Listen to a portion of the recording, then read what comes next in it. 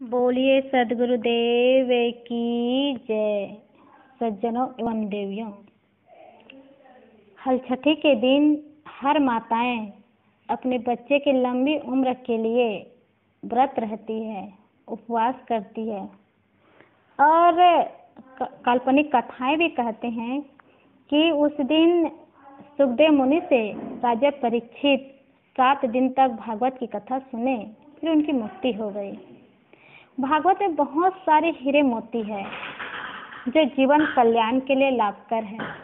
भागवत शब्द का अर्थ ही कल्याणकर होता है। संधि विच्छेद करे तो भ यानी होता है भवसागर, ज यानी होता है ज्ञान, व यानी होता है वैराग्य और त यानी होता है तारने वाला। अर्थात ज्ञान और वैराग्य से भवसागर पार करने वाला, भवसागर से तारने वाला ये भागवत है। और इसी में बहुत सारे काल्पनिक कथाएं जोड़ दी जाती है जिसमें उलझ करके संसार के लोग भटक जाते हैं।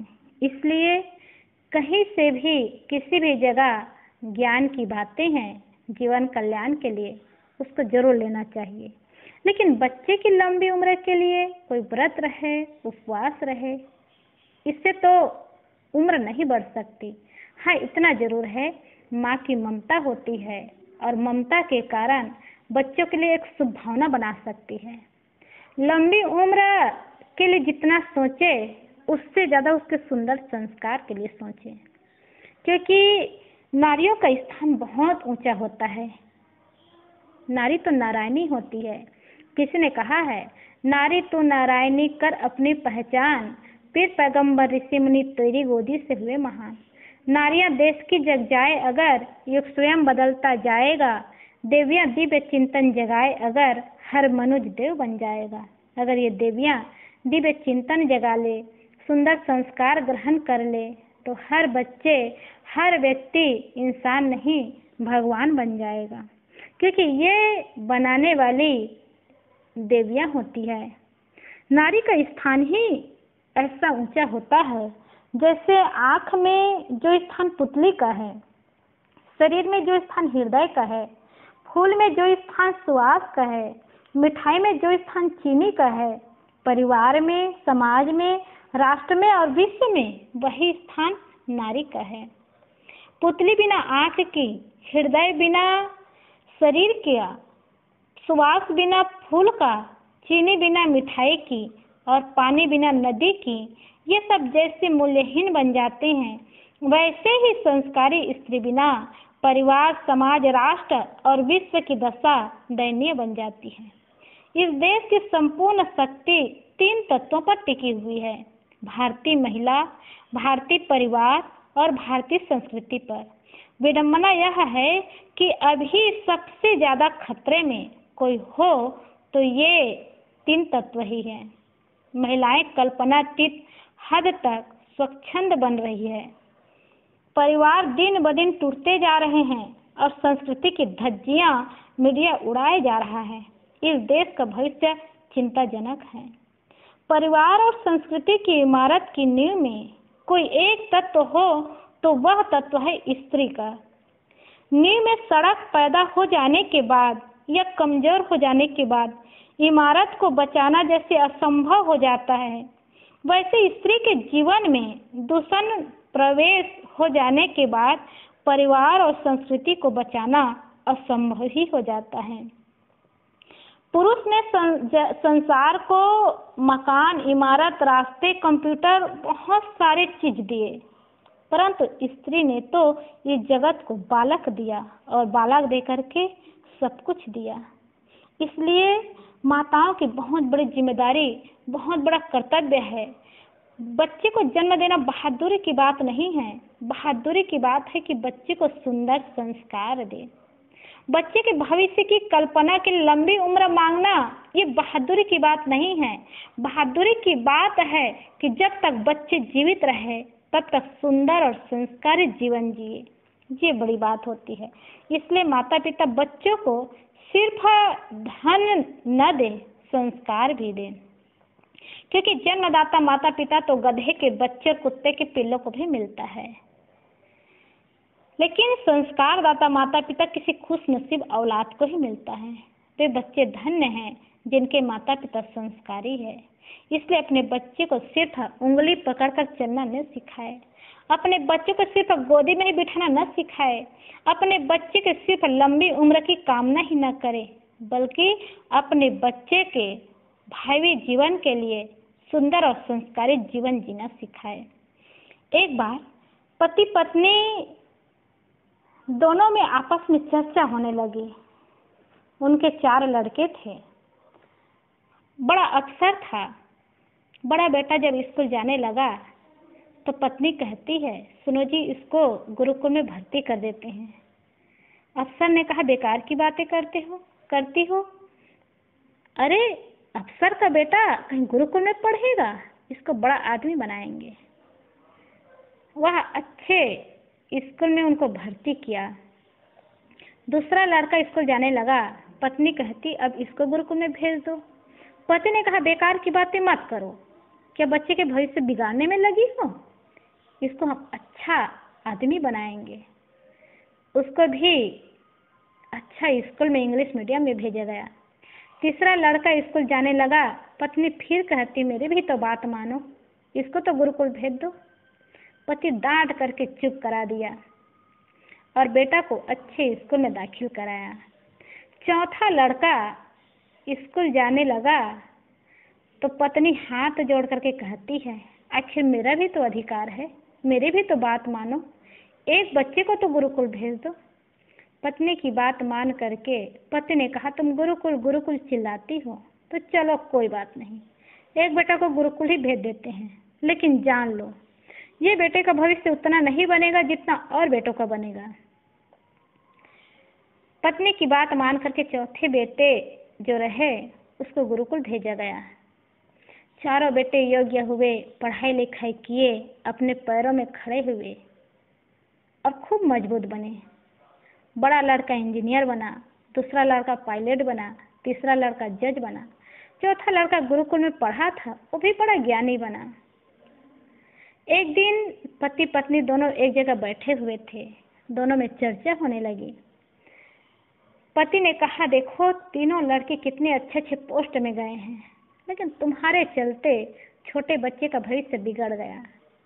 अगर मेरे चलते होता तो ये भी बड़ा आदमी बनता, अच्छा इंसान बनता, लेकिन तुम्हारे चलते इनका भविष्य बिगड़ गया। पत्नी कहती है, चलो परीक्षा हो जाए। पति ने कहा, कौन सी परीक्षा करनी है? अरे, जितना तो ये साल भर में नहीं कमा पाएगा, इतना तो ये तीनों महीना भर में कमा करके फेंक देगा, और कौन सी परीक्षा करनी है? पत्नी कहती है, चलो ना आज परीक्षा कर ले, आज मेरे अनुसार चलना, मेरी बात मानना, मैं जैसे कहूँ वैसे करना। पति ने कहा, ठीक है परीक्षा कर लो, कौन सी परीक्षा करनी है? शाम का समय था। पत्नी भोजन बनाई, पति को भोजन खिलाई और कमरा में सुला दी, दरवाजा बाहर से लगा दिए और उन्होंने बाहर में जैसे कई को भवन में बैठी थी वैसे बाल बिखेर कर, साड़ी फैलाकर और अपने नाखून से गाल को नोच करके बैठी रही। बड़ा लड़का इंजीनियर आया, देखा कि माँ की क्या स्थिति हो गई है। उन्होंने कहा, माँ आपको क्या हो गया है?